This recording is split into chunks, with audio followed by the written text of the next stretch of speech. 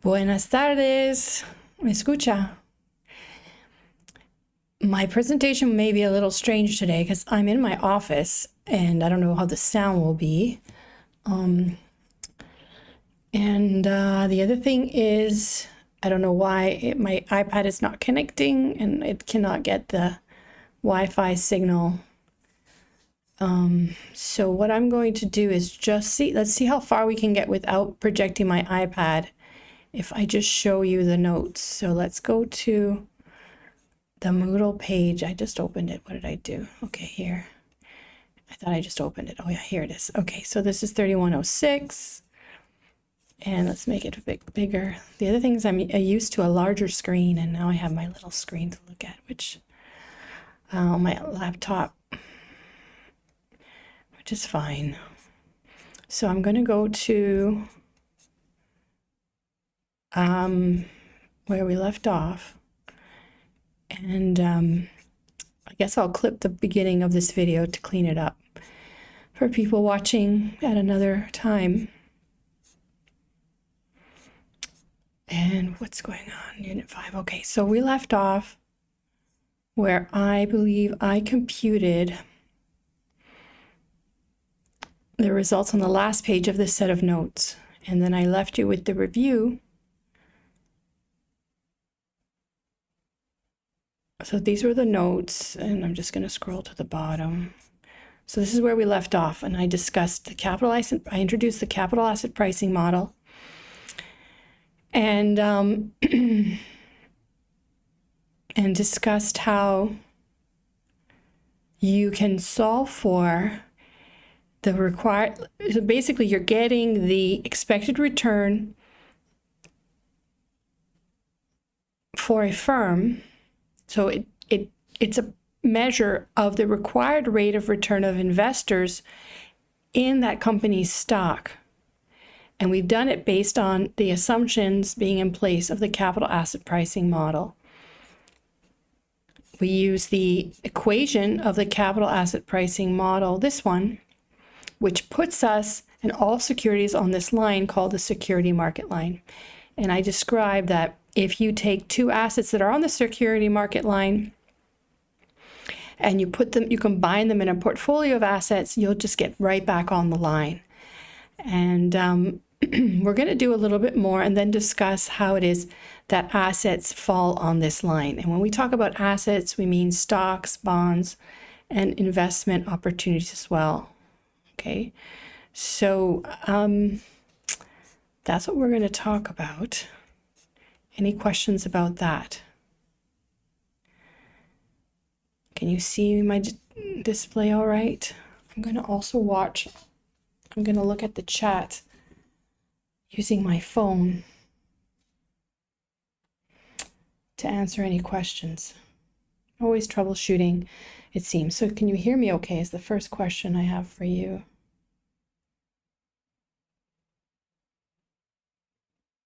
Okay. All right, so let's see. Let's go look at the next. Okay, well, there's some problems here and I've solved them. Did you have a chance to look at these? You have the solutions for them.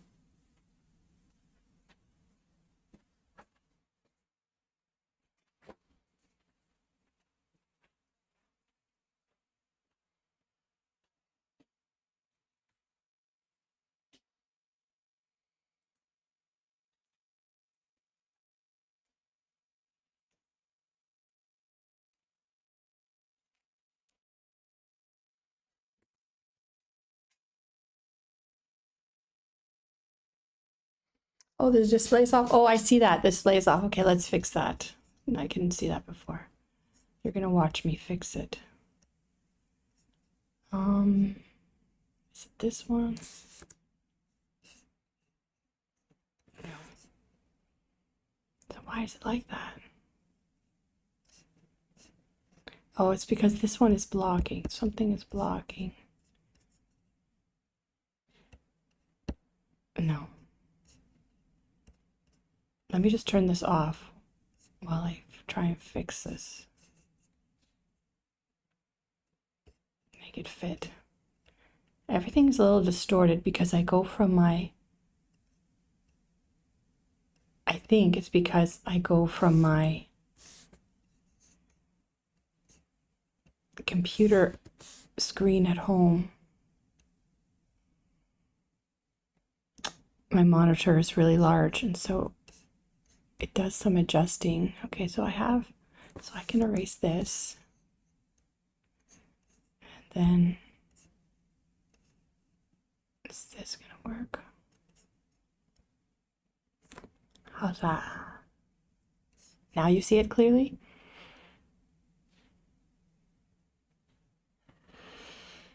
All right. I think that's good. So, as I was saying, so we reviewed this last class, and then I left you these review exercises to look at. And I asked if any of you have attempted these problems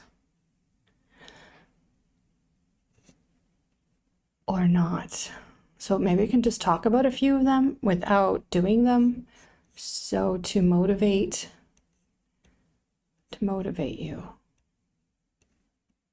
So here's the solutions. Let's just look at that together. Well, how do I do this? Maybe I'll cover. If I go like that, I can cover it. Okay.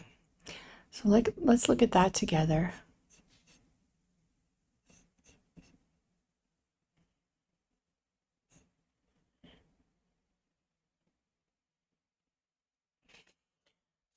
Okay, so suppose that the dividend for BCE, some corporation's stock, is indexed for inflation.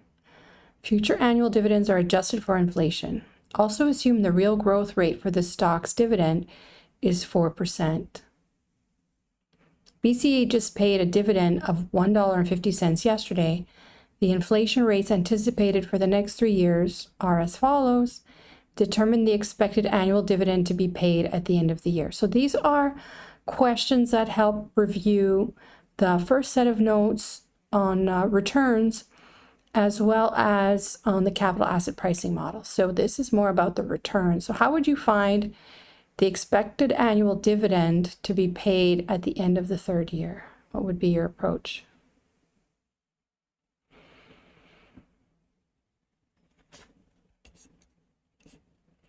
Any ideas?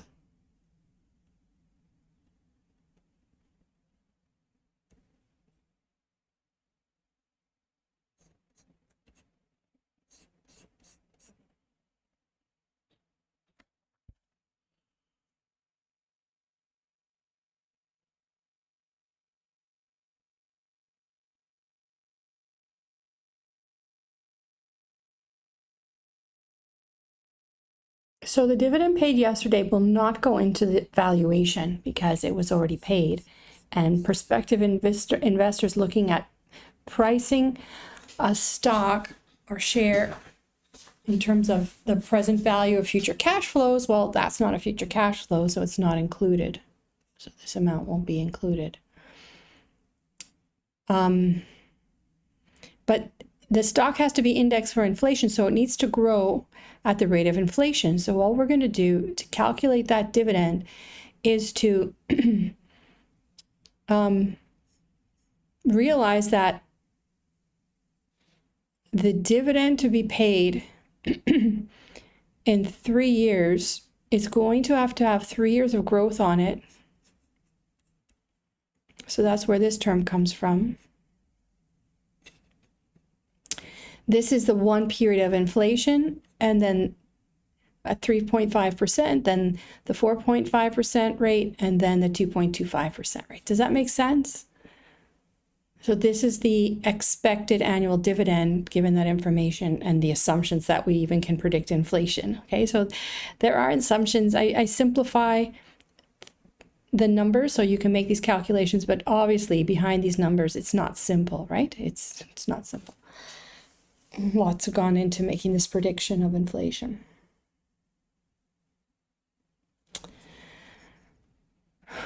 All right, so How about the next one?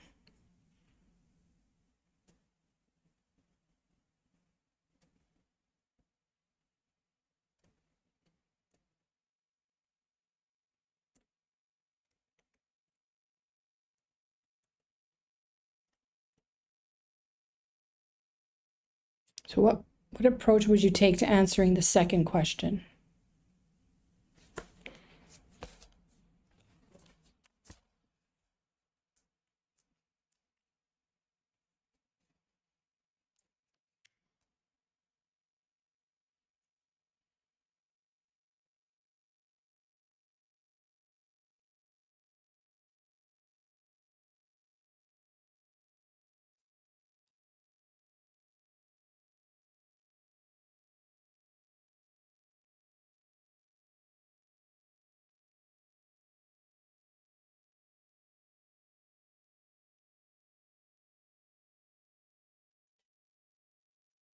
No comments?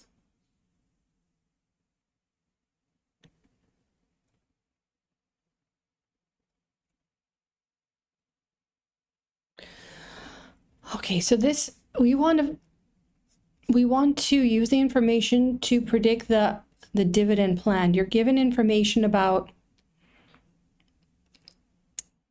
the beta of the stock. Now, when you get the beta, that's when you know you can use CAPM. You're going to use beta as a measure of risk to calculate the return. And we're exploiting this trade-off between risk and return and employing the capital asset pricing model, okay? The stock's current price, so this is the current stock price, and it will pay its first regular dividend in 1 year from now. That's what we want to compute. If the market return is 10.6%, so this represents the returns on the market over this period, and the risk-free rate is 4%, and there's a constant rate of growth in dividends, how will we put this together? We're going to assume that we can apply the capital asset pricing model, which is what we do. And we compute, and I use this notation, let me make it bigger. We compute the return to stock. So that's what this is, S, return to stock. Return to the corporation stock. So if you plug that information in, you have,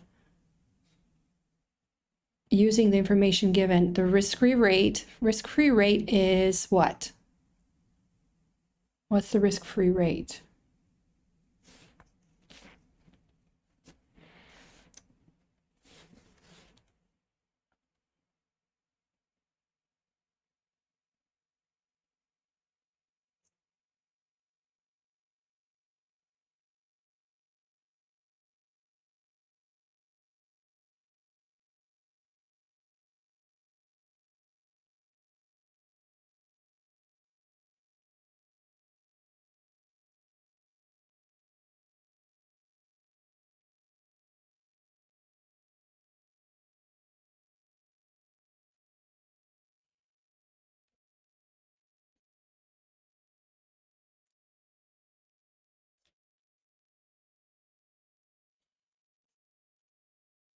No idea. The risk-free rate is given here. See, the risk-free return is 4%. So this is the return over that period to T-bills. It's a 4% return. It's rather high. But, well, maybe not right now. I'm trying to think.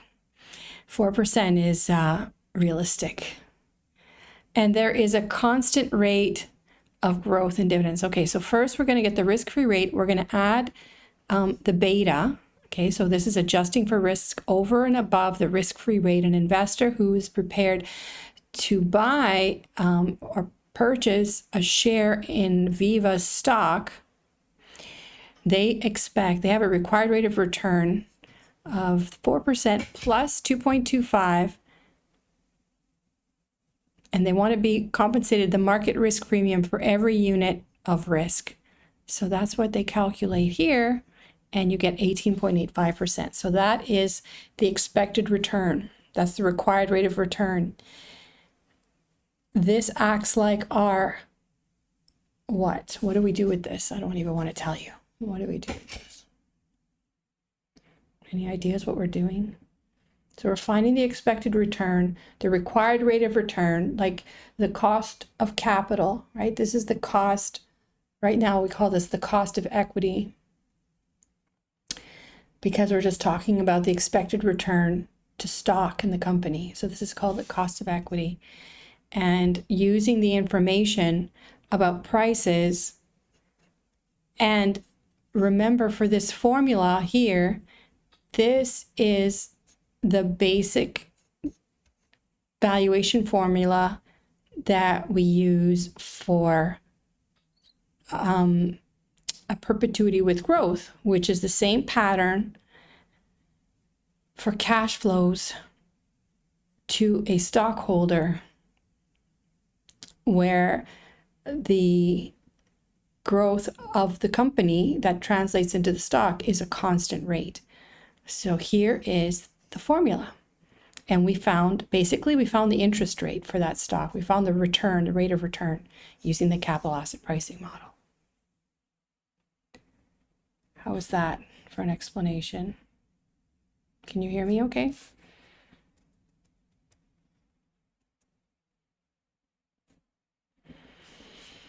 Plug everything in. So when we do that, we find the dividend should be $1.60. So you see, we found a way to estimate the return that's different from just taking the average of past returns.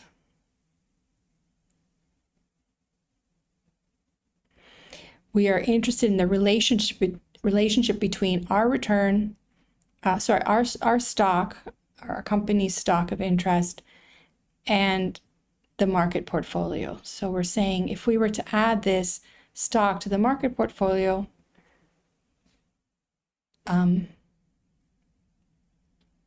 this is a measure of the sensitivity between them, and this adjustment is compensating for about taking on that risk, that uncertainty associated with that company's stock. Okay, so I don't know, you guys aren't asking any questions,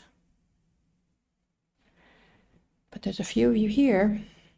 Should I continue? At least tell me, should I continue? Is this what you want to do? Or we're going to go on to the rest of the notes. Okay, I'll leave. Let's see if I can leave that all for you to look at. Calculate. Where I want to get is, I think here. This is the 7th problem. So I always say assume the capital asset pricing model holds. And the risk-free rate of return is 7%. And the expected return on the market portfolio is 12%. So I need all this other information. Now consider two assets that are like two separate portfolios of assets. And I tell you they're out of equilibrium. So they've been, they're out of equilibrium. Okay, let's just say that. In other words, they do not fall on the security market line. So how is it that all assets end up on the security market line? First of all, we begin by determining where these assets should fall on the security market line. And we do that by taking the information on its risk. So the problem is here in the expected return being calculated incorrectly. We're going to presume that the risk has been calculated properly, okay? So we're going to take this level of risk, this measure of risk, 1.2, so it's more sensitive. It's more, well, it's less sensitive than B, which is 1.5. So stock B's, or portfolio B's returns are more sensitive to the market portfolio returns than portfolio A. And what we're going to do is calculate the expected return star. What is this? This is actually where it's going to fall on the line. I did a drawing. I asked you to depict this in a graph. So here's our graph with the security market line. And what I've plotted here is risk on this axis and return on this axis. And I use the subscript I to reference the firm's returns and risk. And I plot the market portfolio here. So this is M, you see, because expected return to the market is 12. And the beta of the market portfolio is 1.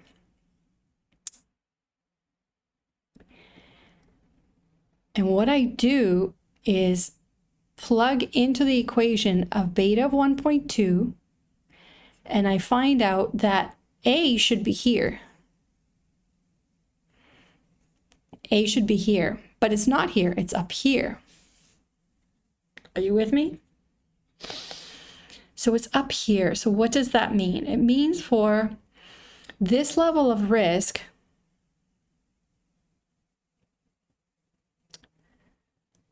investors are currently expecting a higher rate of return,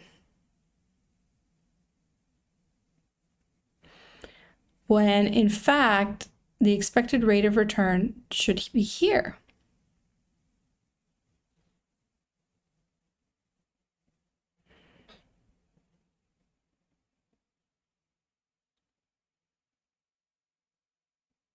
So because it's high,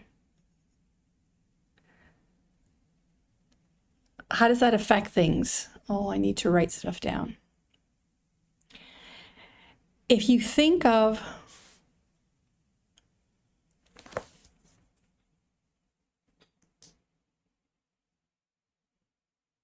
trying to think of how to write stuff to show you without my iPad. Can I do it in a Word document?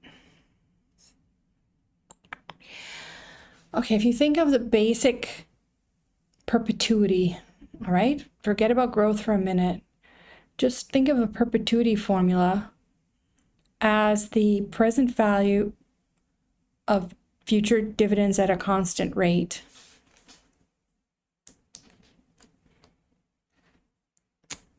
Trying to get this to display. Hold on.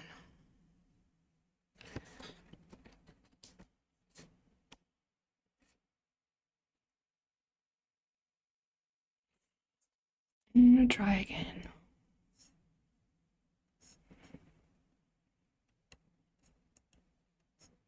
I don't know why it just doesn't read my iPad. I have it plugged in.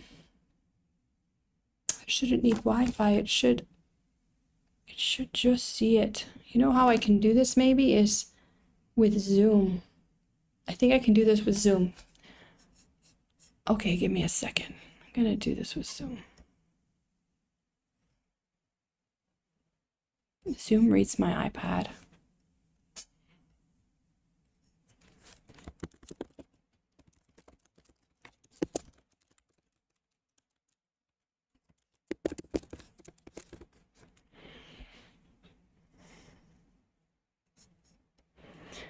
Maybe it won't today.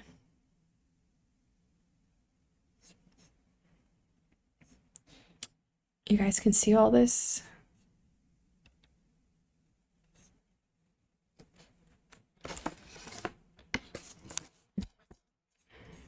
It's not doing it. No. What is wrong? I'm gonna change.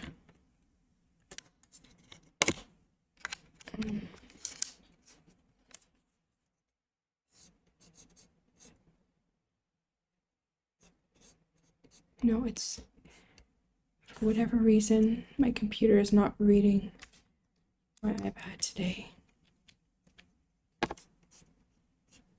It's terrible.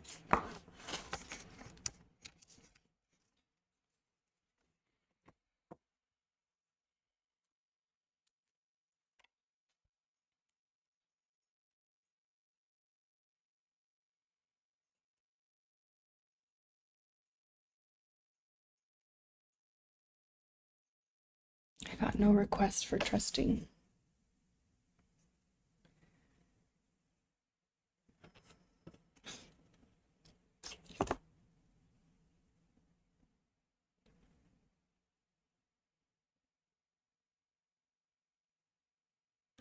I might just need an update. Oh, well, forget that.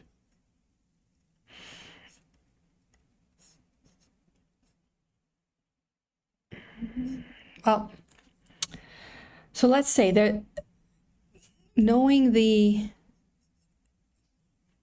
I gotta get rid of Zoom.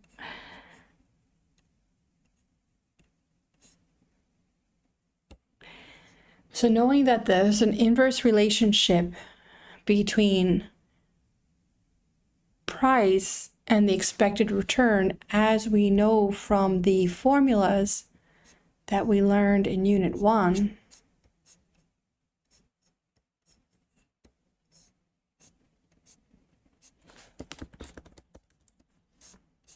Sorry, I'm scrolling again.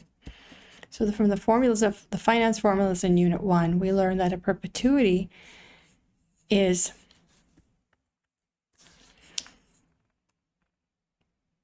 or demonstrates that the expected return, which now we're estimating I as the expected return, and the price of a perpetuity of cash flows that are constant, they're inversely related.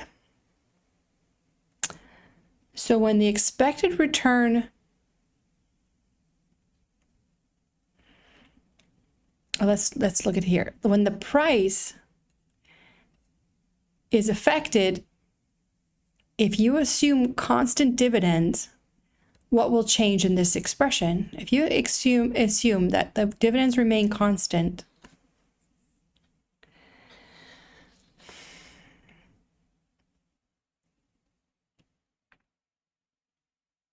and the price changes, then you end up changing the expected return. So it's this relationship that we have to think about while we're looking at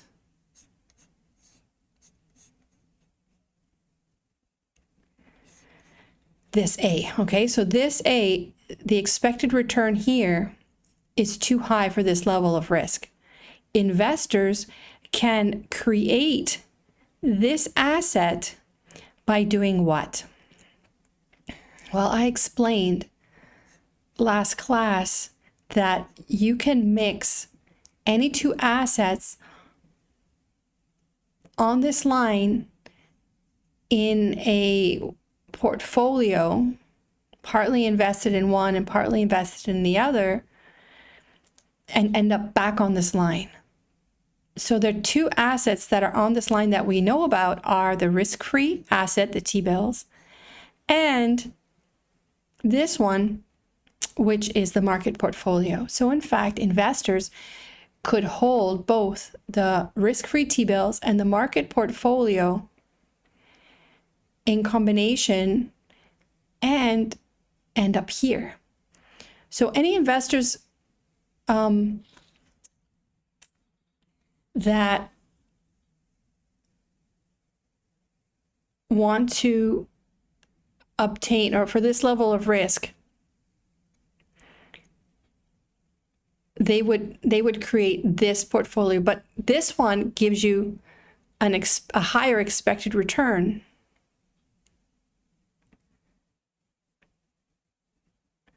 So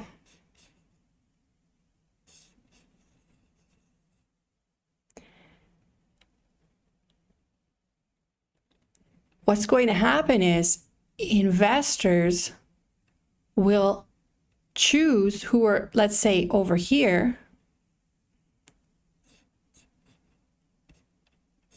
Investors over here, sorry, down here, who were for this level of risk creating this asset will find out about A and want to buy A. In the process of wanting to buy A, they will offer or bid up the price of A. So right now, A is underpriced. So bidding up the price of A, what will happen is the price will go up. as I explained, if the dividend remains the same, we assume the dividend remains the same, as the price goes up, to balance this equation, the expected return will drop. And this is the process by which A ends up on the line in equilibrium. Okay? So all these assets, any assets that fall above the line are underpriced or undervalued.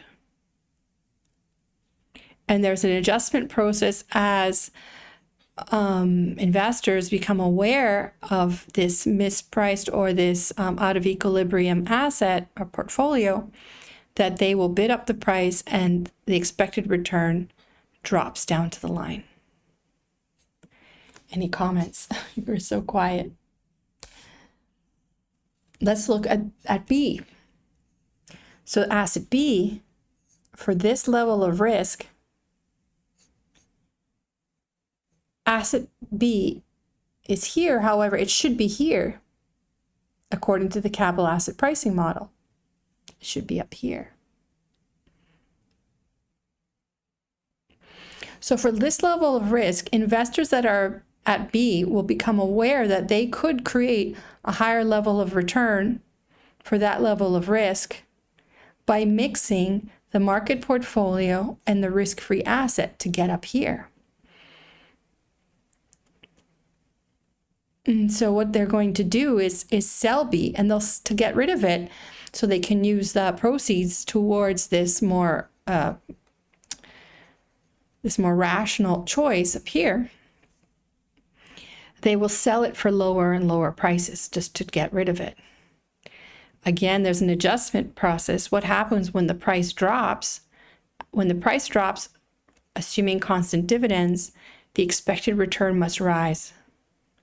And so that is the adjustment process, putting B back on the capital asset, the security market line, or putting B on the security market line. So assets below this line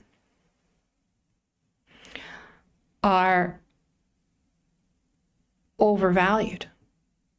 Okay, the price is too high. The price needs to drop. Well, it will drop as investors become aware, and they're going to require, for this level of risk, a higher rate of return that they can create by holding risk-free assets in the market portfolio to get here. They'll move away from B, and in the process of moving away from B, B's expected return and price adjust. All right, so that is the adjustment process and the answer. So any assets that are out of equilibrium above the line are undervalued, and those ones that are below the line are overvalued. So A is undervalued. When an asset is undervalued, remembering my story, you can go back in the video to watch it, the price will rise. So if you know a price is going to rise of an asset, what should you do? You should buy and hold it. Longing an asset, taking that position, is the same as buying and holding it to realize that value, right? So you're holding, you got it at a discount, in other words.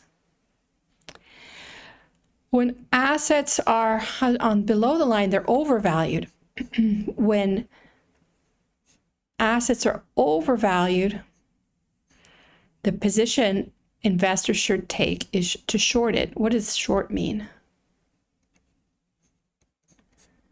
What does short mean? Do you remember from the video you watched at the beginning of the course what shorting is? So what they will make is an arrangement to find a broker where they can borrow asset B and then return asset B at a later date. So they borrow it,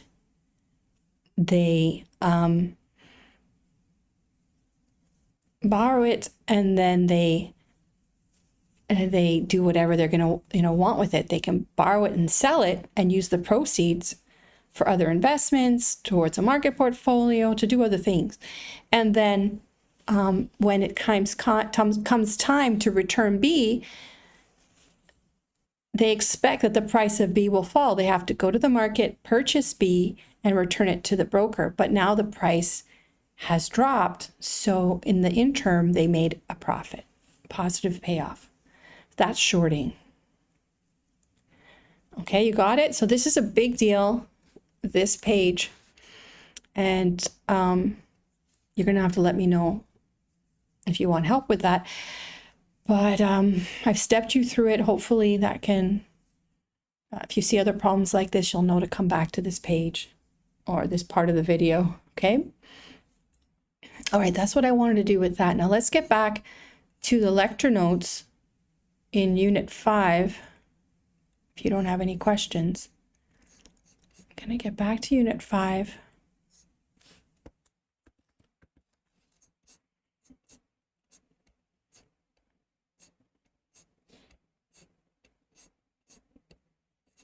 To talk about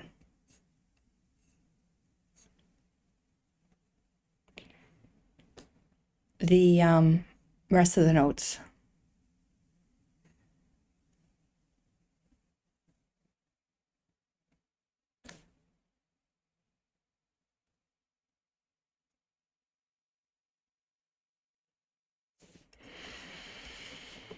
All right, so what we've done so far is looked at estimating the cost of equity. And if you pay close attention to details, I'm moving from using capital R's for return data to small r. It's just getting us closer to seeing this as like an R, an I, an interest rate, right? That's what it is. It's like it's a rate of return, a required rate of return. Now rather than using average returns, but instead incorporating risk into our estimation,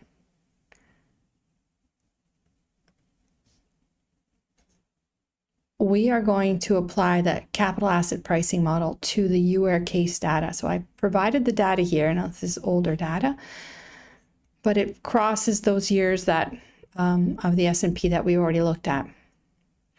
So what are we going to do with this data? We are going to compute the expected return to UR stock using the capital asset pricing model.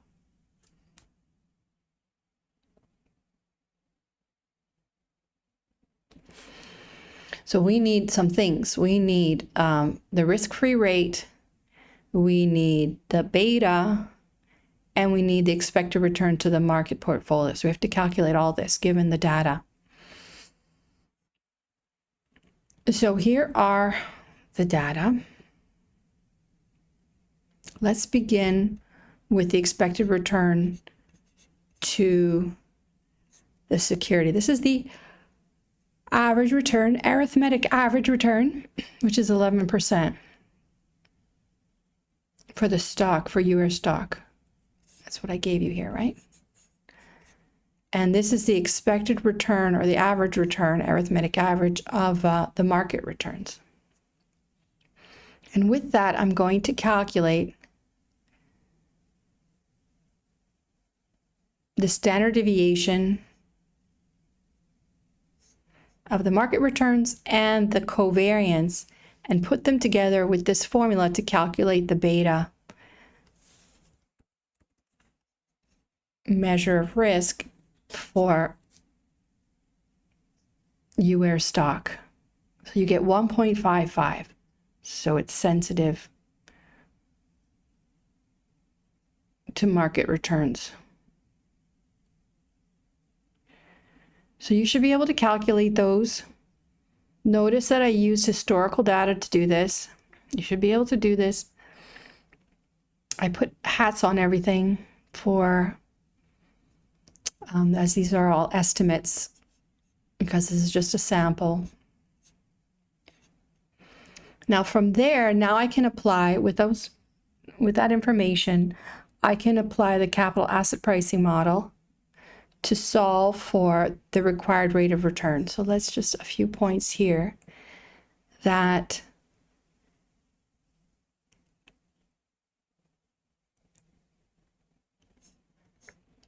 the average T-bill rate, now if you just get the arithmetic average, is 2.365%. And we already calculated the average market return on the last page was 5.11%.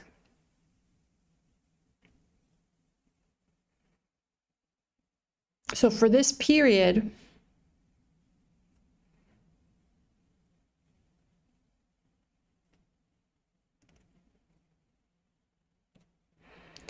I estimate the average historical market risk premium, taking the average return minus the of each of these.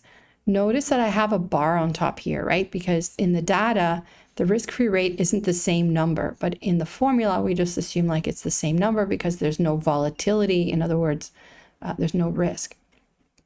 But in fact, there's some volatility. They're not all the same number. So we make a calculation. Now, this is the market risk premium. So this is the little bit extra that investors will need to invest in the market returns over instead of the risk-free T-bill, to invest in a market portfolio of assets.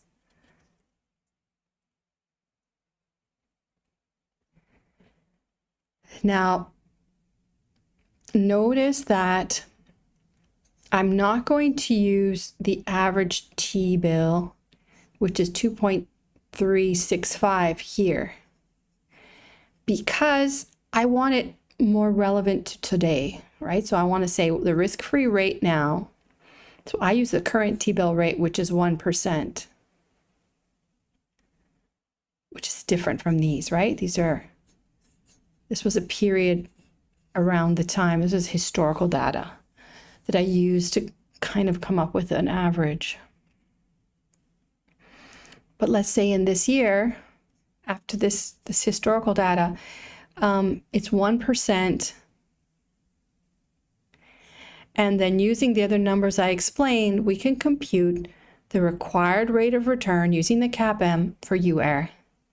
And we get 5.27%. If you remember back to the UR case, the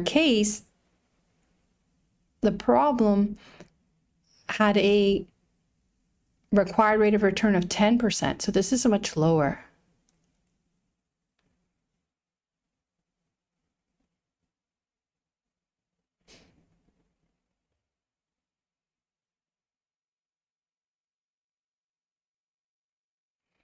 This is much lower.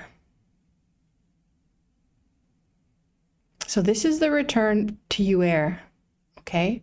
This is the return to UR. It's not specific to the project because we don't have data on the project or the Bahamas line. All we have right now that I presented to you is information on UR. So UR should be using a 5% rate of return, or required rate of return for project analysis. Instead, that you use 10%.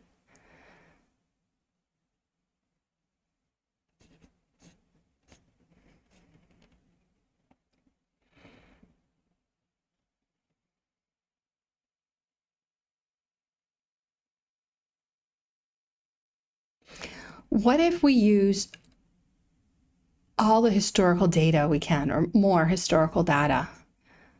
What if we go back further, and in this way, saying that, this was a more volatile time, things will settle out to what they historically have been, and looking at a larger horizon. We're going to go back to 1928 to 2010. Okay, we're going to go way back and get a long-term average historical T-bill rate. So I get this from the first set of notes in Unit 5.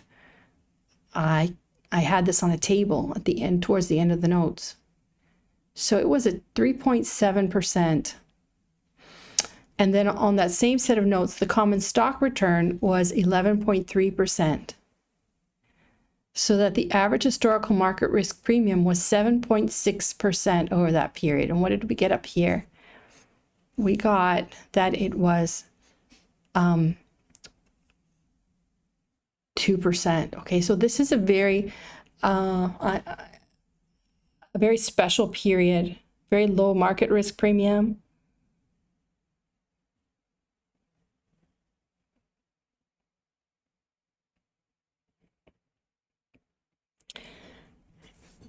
And whereas in general, the market risk premium is like 7.6%. So what's that difference? Here, in general, investors require a substantial commitment to a higher return than they would have during this period here.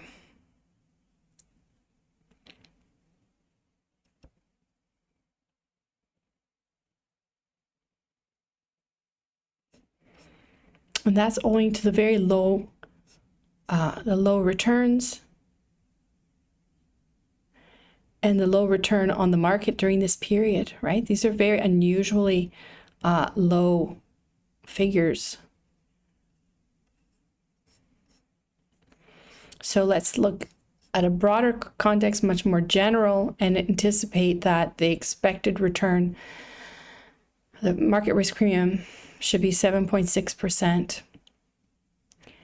All right, so now let's use all of that information again with the current T-bill rate, and now we estimate that the required return for UAIR should be about 13%. So now this overshoots the 10% that was used. Now, would we still choose to pursue the Bahamas line if we use a 13% return? This is the sort of question. So we're being very detailed now, trying to get the right risk-adjusted rate of return.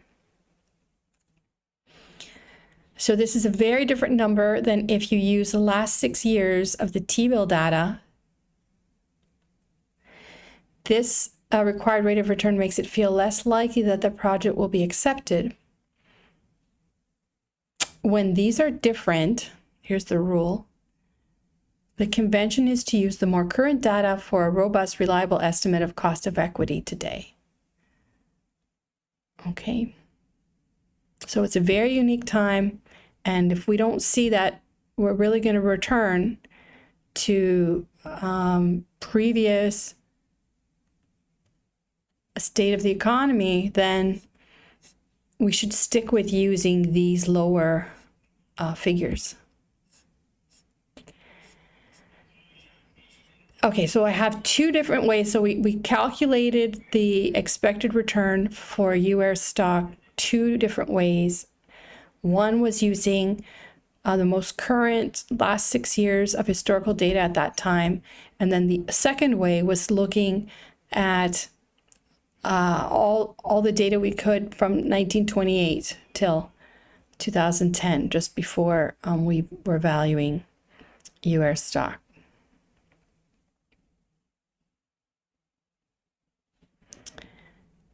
There's another method, all right? This is known as the dividend growth model, and it comes from, again, back to the first set of notes where we discussed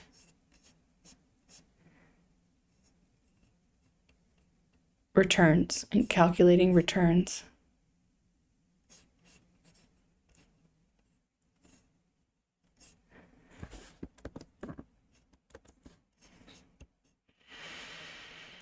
Now, if you remember back to this discussion over here, and then what I talked about here. Here, we're familiar with this formula, and I explained that this formula is a specific case of the more general one here that I introduced at the beginning of Unit 5. It's more specific because it's where I assume constant growth and and that the interest rate remains the same, right? So we're going to use this model, but we're going to try and use historical data to estimate the dividend and the required rate of return and the growth rate. We're going to do it with the information and use this model in an indirect way with historical data to compute the price. Well, actually, we're going to be given the price. What we aim for is to compute. So when I say pricing, I am talking about finding the required rate of return that leads to the price, okay? If that tips you off what we're doing. All right, so this is what I'm going to do here. All right, you're paying attention. Here are the dividends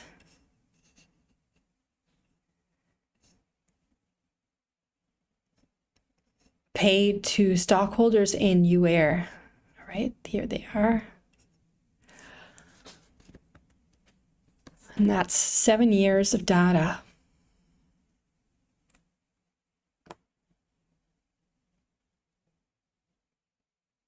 And I have information on the price in 2011. What I want to find out is the expected return I should use in 2011.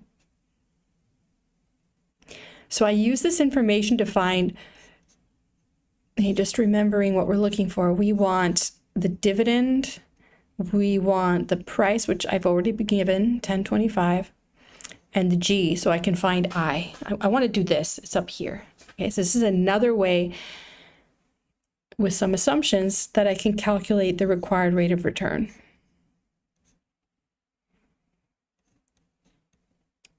So these are the dividends. With the dividends, I find G. Look how I do that.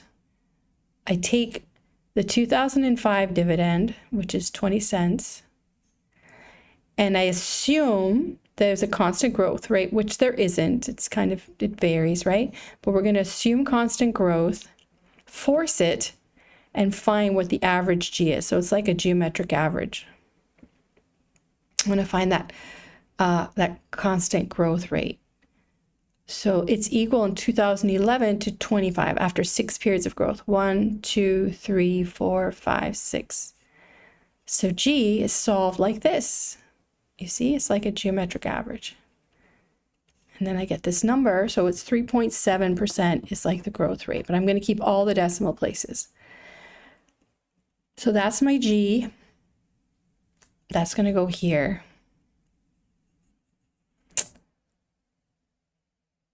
The dividend in 2012 I can find by using the G after taking 25 cents with 1 period of growth, and I find the 2011 times the 1 plus the growth rate to find 2012. So this is my dividend in 2012. This is the original price. So remember, there's a different, let me go back one more time here. This one is times 0, and this is 1 period ahead, right? Because the price is based on the present value of future cash flow. So that's why I use 2011 and 2012's dividend with the 2011 price.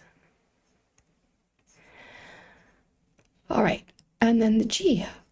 So I put everything in, and now I get 6%. So this is the estimate of the required rate of return using the dividend growth model. It looks like this figure, this number is much closer to the 5% number that we got at the beginning with using current data, not using all the historic data that we could find. And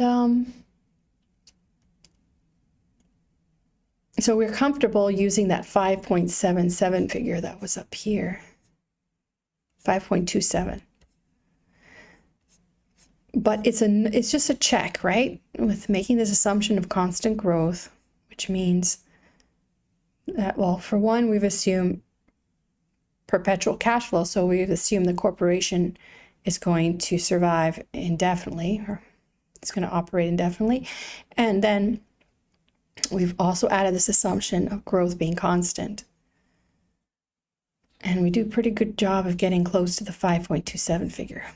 All right, so let's use the 5.27 figure to see what is the NPV of the project? Now here are UAIR's cash flows. We computed these together. I'm going to assume UAIR is an all equity firm. Its only owners are stockholders, and there's no bondholders invested in the firm. And I'm going to assume that the Bahamas project beta is the same as UAIR's beta. So I can use this required rate of return for evaluating the Bahamas project, which is not necessarily the case. We're going to do this again and get a special project beta for the Bahamas project. So let's see, what do we have? Taking the same cash flows from the total project cash flow approach, and I'm going to calculate the NPV. And still we're going to invest, of course, because all we did was we made it even easier to accept the project, right? The required rate of return went down from the 10%. So we will invest in the project, but if you're interested in finding the NPV as a dollar measure of return, it's a higher number than we had originally. Now notice, if I use 12.795489, what would happen? What would happen? Will we have a different result? Well, if you remember back, we calculated the internal rate of return of these cash flows. The internal rate of return on these cash flows was 10.26%.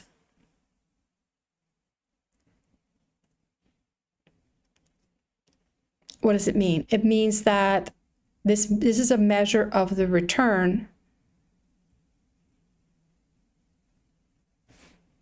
to investors in the project, or to the project. But if we require 12.79%, then we should reject this project. So this makes it more strict, right? That's why we're aware of it. We computed it, making use of all the data, assuming that, well, things are going to turn back to normal, the status quo. And if that was the case, then we should reject the project. And in fact, we presume that no, things are not going to return to the status quo. It's going to remain, somewhat similar in terms of returns. The economy is going to continue to be cautious, and credit is going to continue to be tight. And in that case, we should use a lower required rate of return as estimated, and we should continue to pursue the project. All right, so what does this look like in terms of the security market line? I promised you that all assets should be on the SML, and similarly, all projects should be on the security market line. So right now, if I plot this is the beta for UAIR, and it has an expected return of 5.27. This is what we've calculated. We found, so these always match up. You can trace from risk to return through the security market line. I've also plotted the risk-free rate, the current T-bill rate, at 1%. What I've done is plotted the Bahamas project, and it's way overshooting what the required rate of return should be. And if you remember, assets above the line and projects are undervalued, and so investors would, if investors invested in the in UAIR, should see this as undervalued and invest right in this project. So this is definitely a go project. I just changed some of the notation here to correspond to what we did with UAIR. We used the averages in both of these. Okay, so this is, I think you're probably following along, but you just need to do the exercises to feel much more confident with what you've seen here, okay? All right.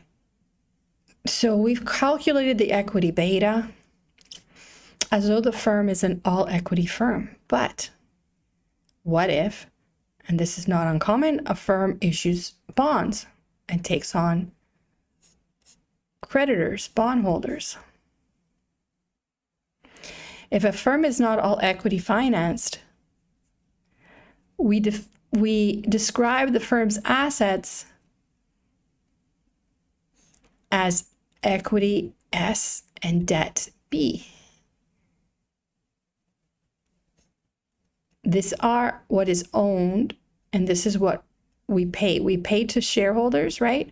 They have a stake in the firm, and the bondholders have a claim on the firm's assets. So the value of the firm, or the assets of the firm, is in effect equal to the shareholders' equity and debt, the liabilities.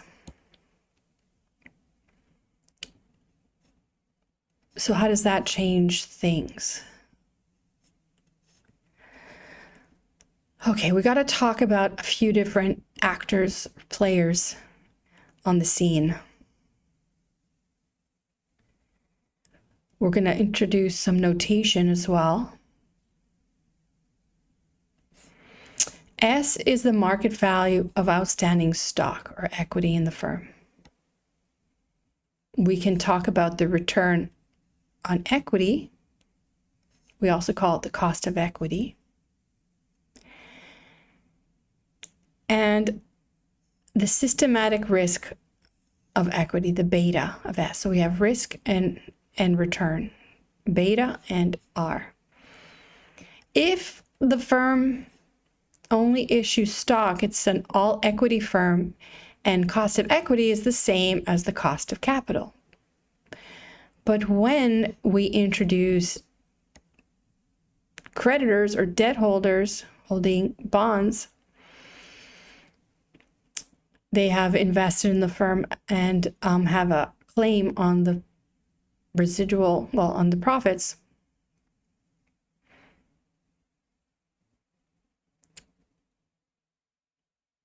We will refer to B, the big B, as the market value of outstanding debt. We're going to talk about RB as the return to bonds, or the cost of debt, and beta B as the systematic risk of debt. Okay, so we have bondholders. These are the symbols associated with risk and return to bondholders, and this are the symbols for the risk and return to shareholders.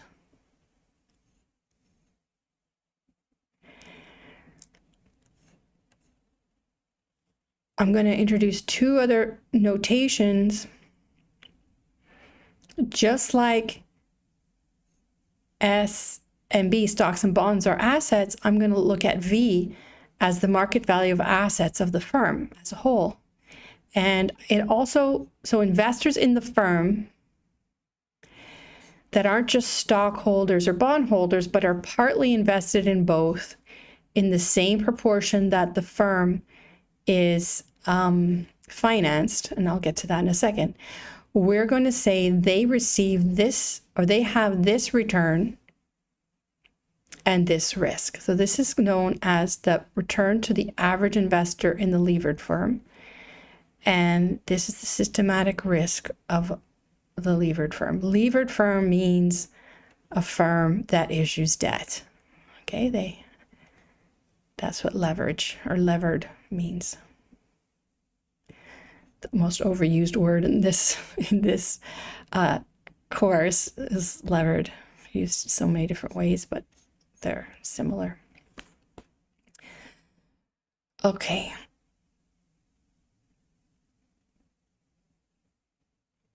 And so again, we have the market value of outstanding stock is S. The market value of outstanding debt, and you're going to have a chance to work with all these numbers. I'll actually put dollar figures on all these numbers. And then you have the return to shareholders as RS, and the return to bondholders as RB, and the return to assets of the average investor in the firm as our assets. An all equity firm is 100% invested in financed by equity, 100% financed by equity. So it takes shareholders only. So B is 0, right? So then this ratio here, which is the proportion of financing in debt, is 0. That's in contrast to here where the firm is all debt, 100% debt, but S is 0. So no stockholders, and that's possible. You can have an all debt firm. But we also have to consider the case where you have a firm with debt and equity, and the average investors are partially invested in debt and partially in equity, and these ratios characterize their portfolio. Okay, it's just so they have a portfolio of assets just like the firm,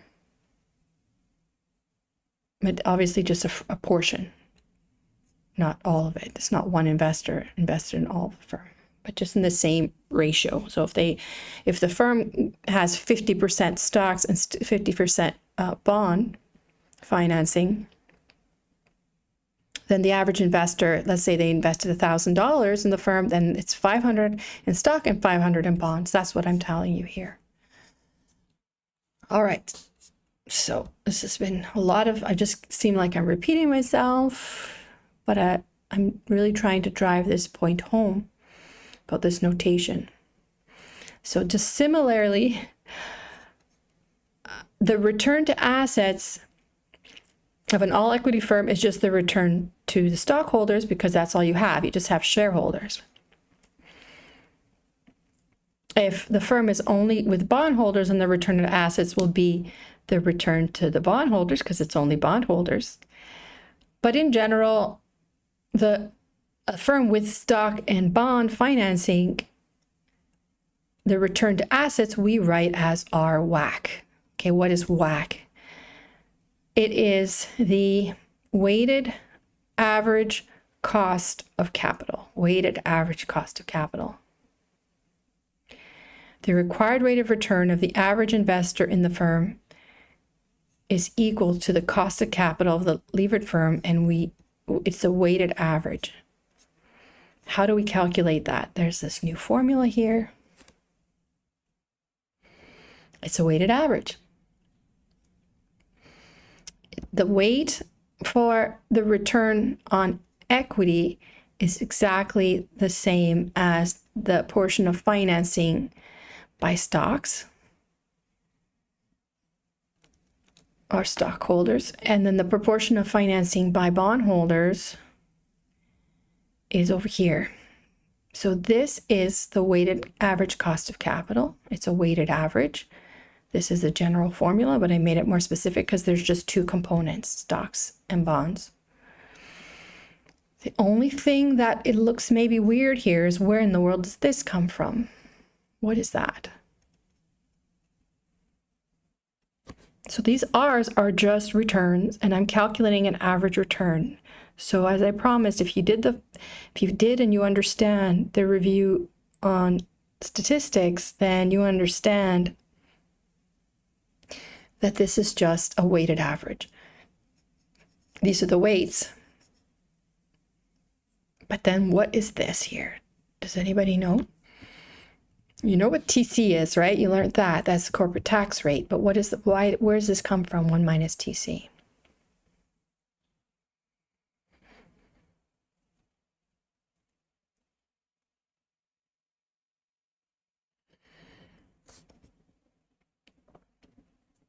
Okay, 1 minus TC. Whenever you see that, and you've seen it before, it's the after tax, right? It's the after tax amount. Well, in fact, when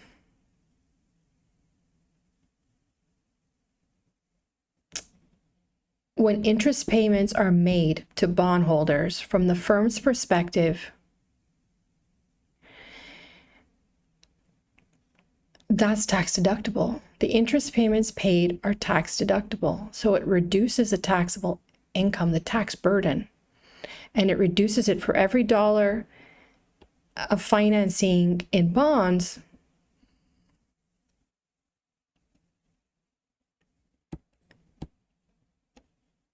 They realize a tax savings. So all that's paid out is the after-tax cost of debt.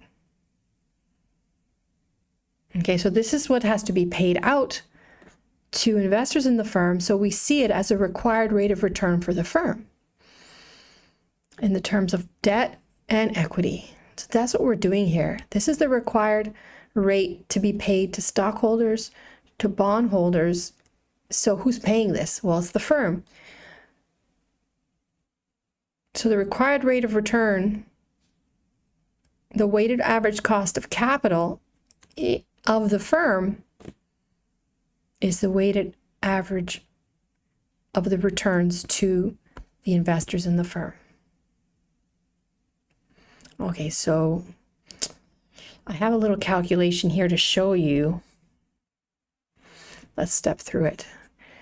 The firm pays bondholders interest payments of RB for every dollar invested. However, the firm also incurs tax savings for every dollar invested. This is like a tax shield of debt. Therefore, the cash outflows of the firms to its bondholders and the cash inflow to bondholders of the firm for each dollar invested will be RB less the tax shield. So I take off that tax shield here, just like the D, the depreciation amount, big D. It's the same thing here. I'm going to reduce the taxable income by RB for every dollar invested. So I'm going to take that off, and it simplifies as this. So that's what it is. That's where it comes from. Okay. So trust me on that. All right. So then what happens to debt? Remember, we trace through the SML from risk to return. So similarly, beta is a weighted beta. It's 520. Shall I stop here? I'm going to stop here and ask you to read through the rest of the notes. On Monday, we're going to solve some problems, but please work on the review exercises and come on Monday with any questions that you might have. And because Wednesday is the test, all right? So you need to prepare yourself for the kinds of questions I've put into the review problems. And you can contact me anytime between now and Monday, or now and Wednesday even, before the test, if you need some clarification. Or I'm going to finish this on Monday, but hopefully you can do it by yourself. Just step through. I think it's pretty self-explanatory, but that's assuming you understood everything till now. So if you need some help, contact me and we'll look at it. I'm just going to check that I have everything. I have this one. This is the problem. This is the last page of the notes. Here's an example, and I have the solution online too. Right? So you have lots of stuff to do this weekend. Have a great weekend, and we will talk on Monday, if not before. Keep me posted on your progress. Have a good afternoon.